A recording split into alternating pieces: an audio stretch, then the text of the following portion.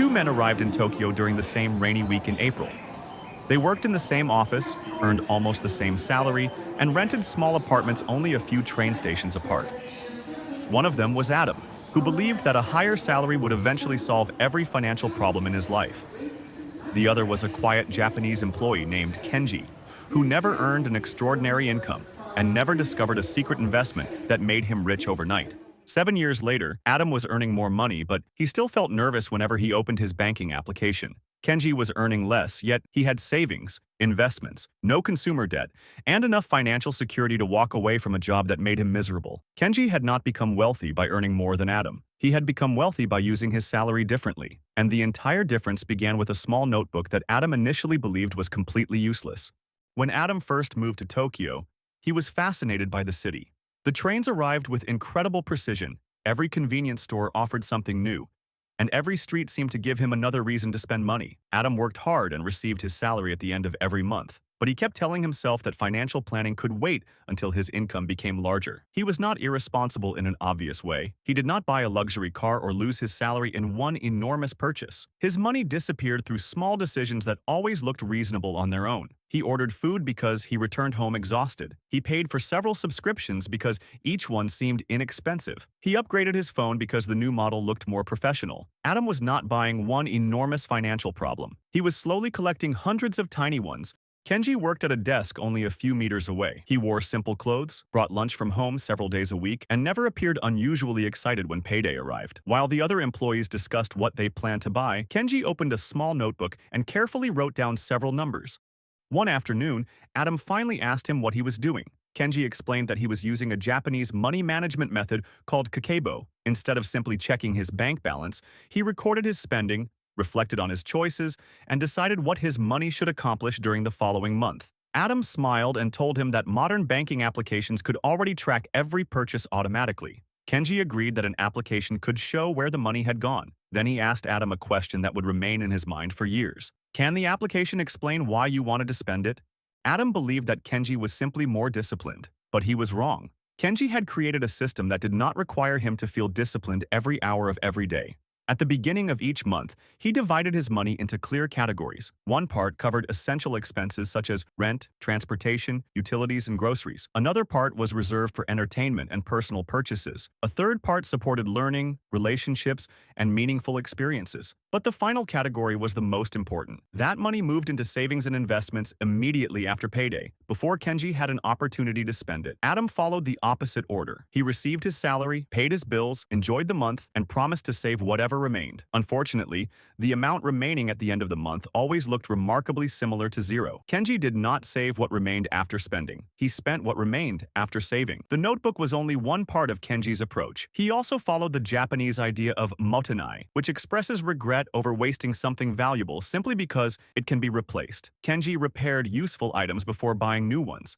He planned meals before shopping, used what he already owned, and waited before making purchases driven by excitement. This did not mean that he refused to enjoy life. He traveled, ate in restaurants, bought gifts, and occasionally purchased expensive things. The difference was that his spending was deliberate. Adam often spent money because he felt stressed, bored, tired, or influenced by what other people appeared to own. Kenji asked a different question before buying something. He did not ask only, "Can I afford this today?" He also asked, "What future choice am I giving up by buying this now?" That question turned every purchase into a decision between temporary excitement and future freedom. Several months later, Adam received a promotion. His salary increased, and he believed that his financial problems were finally about to disappear. He moved into a more expensive apartment, upgraded his phone, joined a better gym, and began visiting restaurants that made his success more visible. For several weeks, he felt wealthier. Then the excitement faded, while the new monthly payments remained. Kenji did not receive a promotion that year, but his financial position continued improving because his lifestyle did not automatically expand whenever more money entered his account. Then the company announced a major restructuring. Departments would be reduced, contracts would change, and nobody knew whose position might disappear. Adam spent the entire week checking his messages and calculating how long he could survive without another salary. Despite working for years, his financial life could barely tolerate one interrupted month. Kenji was concerned, but he was not trapped. His emergency savings could cover several months, and his fixed expenses remained manageable. For the first time, Adam understood what Kenji had actually been building. It was not simply a larger bank balance. It was the ability to face uncertainty without immediately losing his choices. But Adam still made one final mistake. He copied Kenji's numbers without understanding Kenji's thinking. Adam created an extremely strict budget. He canceled almost everything enjoyable, stopped meeting friends, and treated every small purchase as a personal failure. For 3 weeks, he followed the plan perfectly. During the 4th week, he became frustrated, abandoned the entire budget, and spent more than usual because he felt that he deserved a reward after so much restriction. Kenji explained that a financial system cannot survive when it feels like punishment. The goal was not to remove everything Adam enjoyed. The goal was to discover which expenses created real value and which ones created only a temporary feeling. Adam started again, but this time he used the notebook honestly. At the end of every week, he answered 4 questions. How much money came in? How much money went out? Which purchases genuinely improved his life? And what would he change during the following week?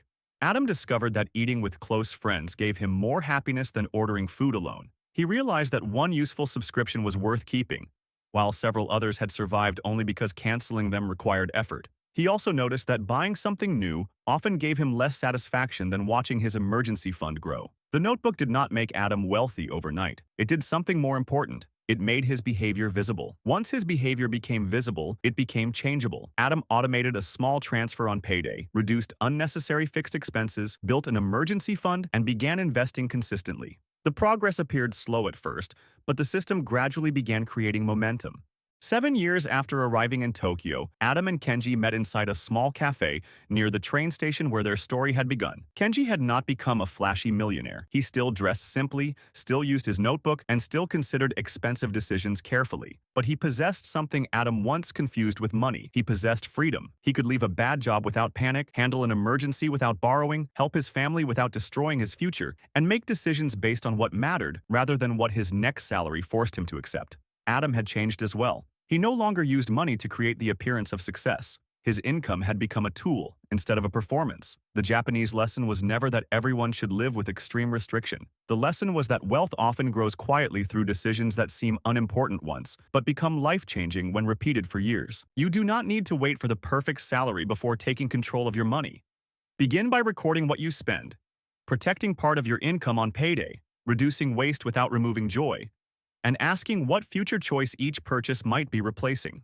A low salary may make wealth building slower, but an unexamined lifestyle can make wealth building impossible. Because becoming wealthy is not only about how much money passes through your hands, it is about how much purpose remains attached to that money before it leaves. Thanks for watching until the end, because that already puts you ahead of many people who spend years wishing for a higher salary without examining what happens to the salary they already receive. Goodbye.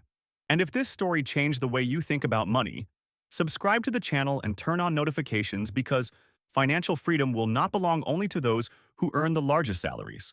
It will belong to those who learn how to use every salary with patience, intention, and a plan that becomes stronger with time.